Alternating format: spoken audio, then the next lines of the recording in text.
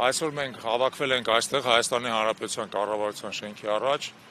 որպեսզի հակիրճ արձագանքենք 3 տեղի ունեցած շատ մի կարևոր իրադարձության Հայաստանի Հանրապետության վարչապետի կողմից հայտարարված կենսաթոշակների բարձրացմանը, որից բոլորը տեղեկ եք։ Նախ մենք ուզում ենք առիթից օգտվենք եւ շնորհավորենք մեր բոլոր կենսաթոշակառու հայրենակիցներին, ավելի քան կես միլիոն մեր հայրենակիցներին, առ այն, որ նրանց պայքարը, վերջի կես տարի տևած պայքարը, վերջապես սկսում է իր առաջի արդյունքները տալ։ Ես ձեզ հիշեցնեմ, որ նախորդող 7 տարիների ընթացքում իրենց կենսաթոշակը այդքան չէր բարձրացել, ինչքան այս մի որոշման արդյունքում, եւ սա հետեւողական պայքարի արդյունք է, որի հետ կապված ուզում եմ մեր հայրենակիցներին շնորհավորել։ Երկրորդը, ես ուզում եմ հիշեցնեմ, որ մենք հայակվեն այս նախաձեռնությունը սկսել ենք դեռևս սեպտեմբեր ամսին, խոսել ենք նրանից, որ մեր երկրում կենսաթոշակները անթույլատրելի ցածր են, անհիմն չհիմնավորված ցածր են, որ բյուջետային ռեսուրսները ծախսվում են բազմաթիվ քաղաքական չհիմնավորված նպատակների վրա, փոխանակ օգտագործվեն մեր բազմահազար քաղաքացիների բարեկեցությունը լավացնելու համար։ Դրանի պատասխան գործող կառավարության ներկայացուցիչները, վարչապետը, սոցիալական ապահովության նախարարը մեր շատ բնական պահանջները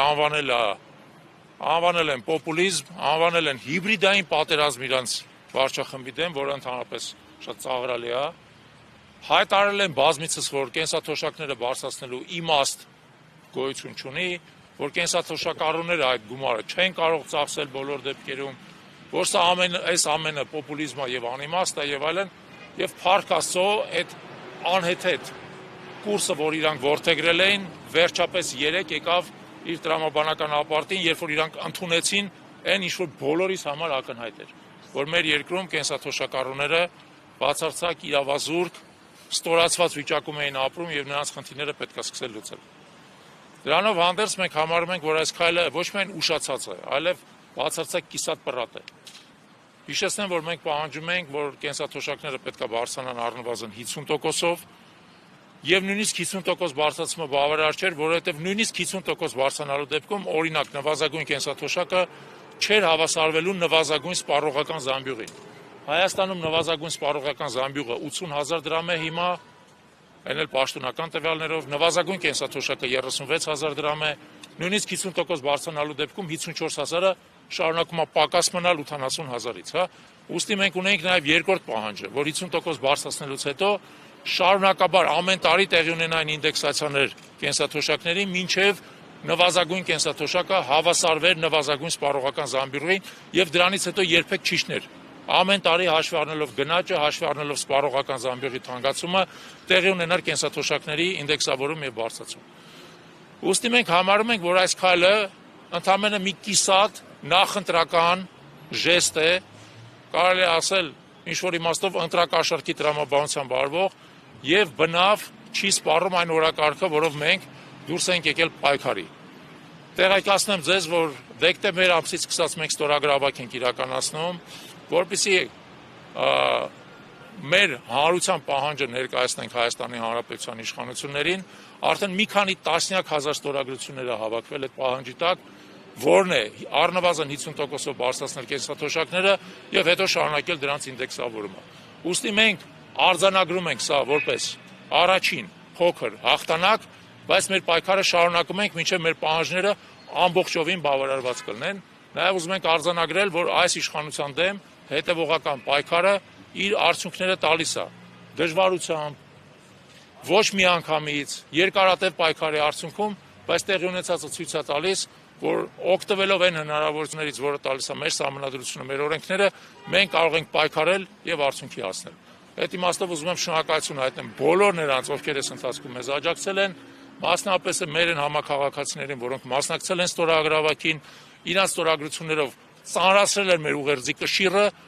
Եվ ըստ էության այդ բեռը դրել են այս իշխանության վրա, որպեսզի նա սկսի արձագանքել։ Սկսել են արձագանքել, շատ լավ է, բայց սրանով չենք սահմանափակվելու։ Շնորհակալություն։ Երեք էկոնոմիկայի նախարար Գևորգ Պապոյանը նշեց, որ արդեն 5-6 հոգի կան, որոնք վերագրում են իրենց այսպես կոչված հաղթանակը, բայց դա ընդհանուր իշխանության կատարածն է եւ ոչ թե ձեր այդում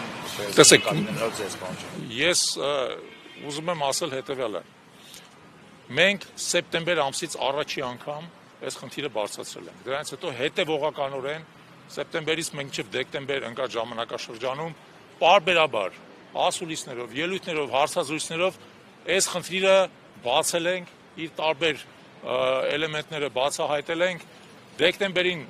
երբ որ արդեն բյուջետային քննարկումները ավարտվեցին եւ մենք հասկացանք, որ այս իշխանությունը անհաղորդ է